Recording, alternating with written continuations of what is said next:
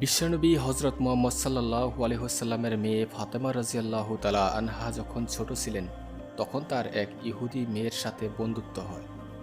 তাদের বন্ধুত্ব দিনের পর দিন চলতে থাকে এবং কোনো একদিন তাদের বন্ধুত্ব খুব ঘনিষ্ঠ হয়ে যায়। এভাবেই অতিবাহিত হয়ে যায় প্রায় 12টি বছর। একদিন সেই ইহুদি মেয়েটির বাবা তার মেয়েকে ডাক দিয়ে বলল, আমি তোমার বিয়ের জন্য একজন ছেলে নির্বাচন করেছি। ছেলেটি হলো এক শিল্পপতির পুত্র। এরপর বাবা তার মেয়েকে জিজ্ঞাসা করল, তুমি কি এই বিয়েতে রাজি? মেয়েটি তার বাবাকে বলল, বাবা, উত্তরটি আমি কালকে দিব, আজ আমাকে একটু সময় দিন, একটু ভেবে দেখি।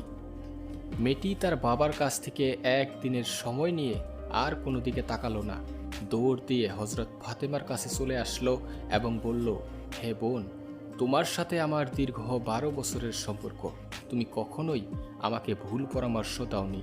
বাবা একজন ছেলের সাথে আমার বিয়ে ঠিক করেছেন এবং তিনি আমাকে তার সাথেই বিয়ে দিতে চায়। তুমি আমাকে বলে দাও, আমি কি এই বিয়েতে রাজি হব নাকি? ফাতেমা রাদিয়াল্লাহু তাআলা আনহা বললেন, বাবা যেহেতু বিয়ে ঠিক করেছেন তাই তুমিও এই বিয়েতে রাজি হয়ে যাও।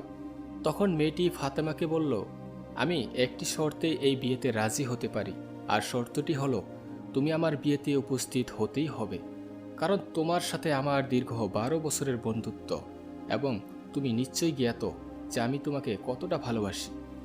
তখন ফাতেমা রাদিয়াল্লাহু তাআলা আনহা বললেন, তোমরা ইহুদি এবং আমরা মুসলমান, আর তুমি তো জানোই ইহুদিরা মুসলিমদের খুব একটা সহ্য করতে পারে না, তাই এটা কখনোই সম্ভব না যে আমি তোমার বিয়েতে উপস্থিত হব। এছাড়াও আমি যদি তোমার বিয়েতে উপস্থিত থাকি তাহলে মুসলিমরাও আমার বাবাকে নিয়ে হাসি ঠাট্টা করবে এবং তোমাকে নিয়েও তোমার বন্ধুরা হাসি ঠাট্টা করবে এবং ইহুদি সম্প্রদায়ের মধ্যে তুমিও প্রশ্নের সম্মুখীন হবে, তাই আমি তোমার বিয়েতে উপস্থিত থাকতে চাই না। তখন সেই ইহুদি মেয়েটি বলল, হে ফাতেমা, তুমি যদি আমার বিয়েতে উপস্থিত না হও তাহলে আজকে আমি কথা দিলাম, কিয়ামত হয়ে গেলেও আমি এই পৃথিবীর কোনো ছেলেকেই বিয়ে করব না। তাই এক পর্যায়ে হজরত ফাতেমা রাদিয়াল্লাহু তাআলা আনহা রাজি হয়ে গেলেন এবং তিনি বললেন, আচ্ছা ঠিক আছে বোন, আমি তোমার বিয়েতে উপস্থিত থাকব, তুমি তোমার বাবাকে জানিয়ে দাও। সঙ্গে সঙ্গেই মেয়েটি দৌড়ে এসে তার বাবাকে ডাক দিয়ে বলল, বাবা, এই বিয়েতে আমি রাজি, তবে আপনি আমার একটি শর্ত পূরণ করলেই আমি এই বিয়েতে রাজি। বাবা জিজ্ঞাসা করল, কি শর্ত? মেয়েটি বলল, আমার বিয়েতে মোহাম্মদের মেয়ে ফাতেমা যদি উপস্থিত থাকে তাহলেই আমি এই বিয়েতে রাজি। তখন বাবা মেয়েকে বলল, মোহাম্মদের মেয়ে যদি আমাদের বাড়িতে আসে তাহলে সেটি আমাদের রীতিনীতির সাথে মিলবে না, কারণ তারা হচ্ছে মুসলমান। এছাড়াও সে হচ্ছে গরিব এবং তার বাবাও গরিব, তারা ঠিকমতো দুবেলা খেতেও পারে না এবং তাদের পরনে সুন্দর জামা কাপড়ও নেই। তাহলে সে আমার বাড়িতে কি পরে আসবে?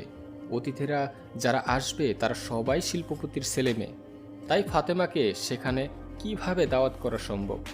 তখন মেয়েটি বলল, আমার বান্ধবী ফাতেমাকে বিয়েতে আসতে বাধা দিলে আপনি আমাকে জীবনেও বিয়েতে রাজি করাতে পারবেন না। এক পর্যায়ে বাবা নিরুপায় হয়ে যায় এবং মেয়ের কথায় রাজি হয়ে যায় এবং বলল, আমি তোমায় অনুমতি দিতে পারি, তবে একটা শর্ত আছে।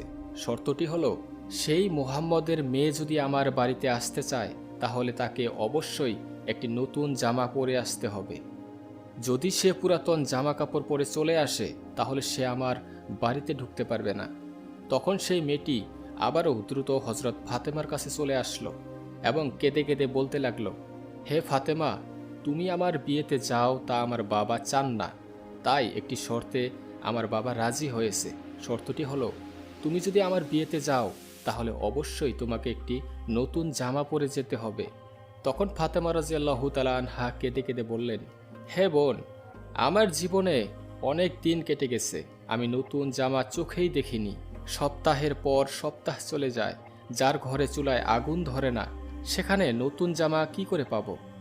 তখন সেই মেয়েটি ফাতেমা রাদিয়াল্লাহু তাআলা আনহার পা জড়িয়ে ধরে বলল, তুমি যদি একবার নিজের জবান দিয়ে বলে দাও যে তুমি নতুন জামা পরেই আসবে, তাহলে আমার বিশ্বাস যে অবশ্যই তোমার সৃষ্টিকর্তা মহান আল্লাহ রব্বুল আলামিন তোমার জামা কাপড়ের ব্যবস্থা করে দিবে, কারণ আমি জানি তোমার সাথে তোমার রবের সম্পর্ক অনেক ভালো। এক পর্যায়ে হজরত ফাতেমা রাদিয়াল্লাহু তাআলা আনহা আবেগিক হয়ে বললেন, ইনশাআল্লাহ আমি তোমার বিয়েতে যাব এবং পৃথিবীর সবচেয়ে দামি কাপড় পরিধান করেই যাব। তখন সেই মেয়েটি তার বাবার কাছে দৌড়ে গিয়ে বলল, বাবা, ফাতেমা আমার বিয়েতে আসবে এবং সবচেয়ে দামি কাপড় পরিধান করেই আসবে, তাই এখন এই বিয়েতে আমি রাজি। এরপর বিবাহের দিন ঠিক হয়ে গেল। তখন ফাতেমা রাদিয়াল্লাহু তাআলা আনহা চিন্তা করলেন, বিবাহের দিন তারিখ কাছাকাছি চলে এসেছে, আমি তো ওয়াদা করেছিলাম নতুন কাপড় পরিধান করেই যাব, কিন্তু আমার কাছে তো নতুন জামা কাপড় নেই। এসব কথা চিন্তা করতে করতে ফাতেমা রাদিয়াল্লাহু তাআলা আনহা জায়নামাজ বিছিয়ে নামাজে দাঁড়িয়ে গেলেন এবং সিজদার মধ্যে চোখের পানি ছেড়ে দিয়ে কাঁদতে লাগলেন এবং বলতে লাগলেন, হে মাবুদ, তুমি ছাড়া এই পৃথিবীতে কারো সাথেই আমার চাওয়া পাওয়া নেই। হে মাবুদ, মাসের পর মাস চলে যাচ্ছে, ঘরে ঠিকমতো খাবার পাচ্ছি না, কোনোদিন রাতের বেলা খাবার না খেয়েই ঘুমিয়ে পড়ছি।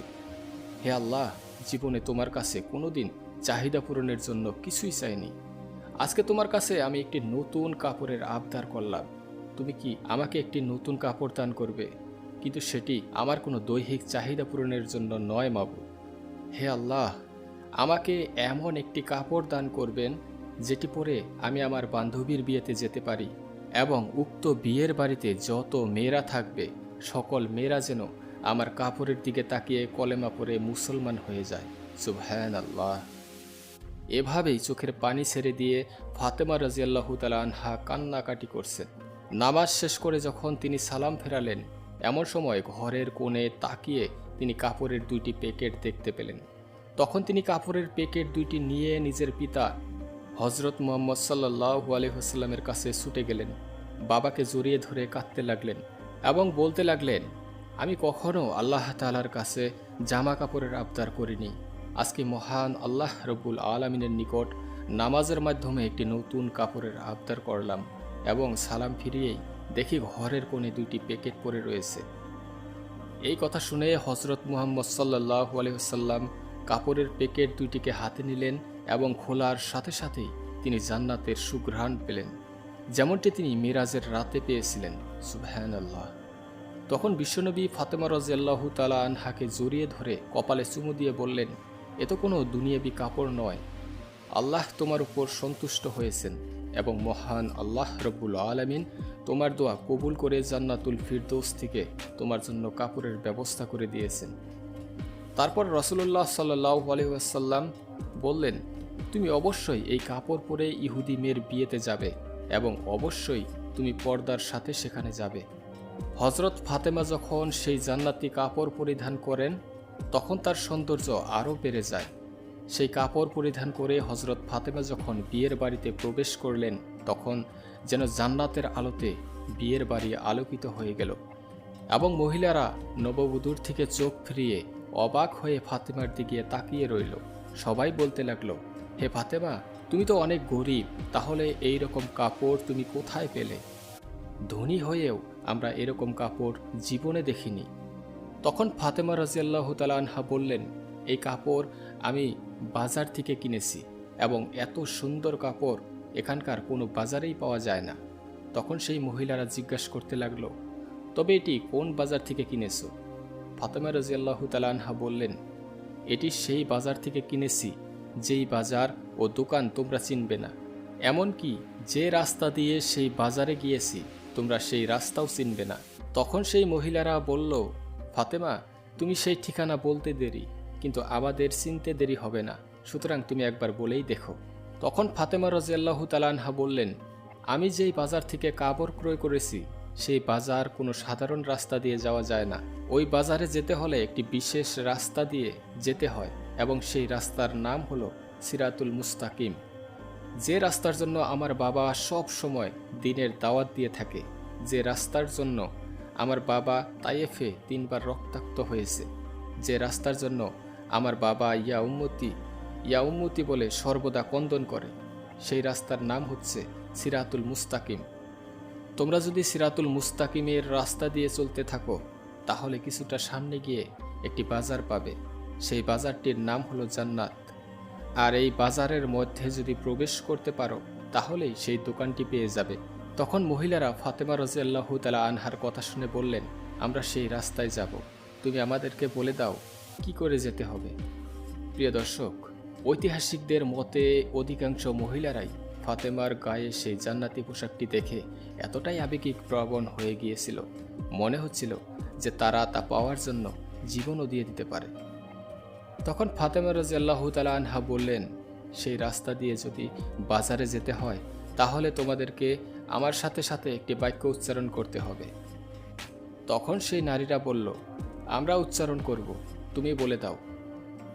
তখন ফাতেমা রাদিয়াল্লাহু তাআলা আনহা শাহাদা বাক্য পাঠ করে বললেন, লা ইলাহা ইল্লাল্লাহু মুহাম্মাদুর রাসূলুল্লাহ। তখন মহিলারাও সাথে সাথেই সেই বাক্য উচ্চারণ করে মুসলিম ধর্ম গ্রহণ করলেন। সুবহানাল্লাহ। মহান আল্লাহ রাব্বুল আলামিন বলেন, হে বান্দাগণ, যদি তোমরা আমাকে মনে প্রাণে বিশ্বাস করো তাহলে এই দুনিয়ার জমিনে তোমাদের চাইতে দেরি হবে, কিন্তু আমার দিতে দেরি হবে না। মহান আল্লাহ রাব্বুল আলামিন আমাদেরকে আপনার উপর তাওয়াক্কুল করার এবং বেশি বেশি আমল করার তৌফিক দান করুন, আমিন। আমাদের আজকের ভিডিওটি ভালো লাগলে কমেন্টে অবশ্যই লিখবেন সুবহানাল্লাহ। আজ এ পর্যন্তই। আপনারা ভালো থাকবেন, সুস্থ থাকবেন। আল্লাহ হাফিজ।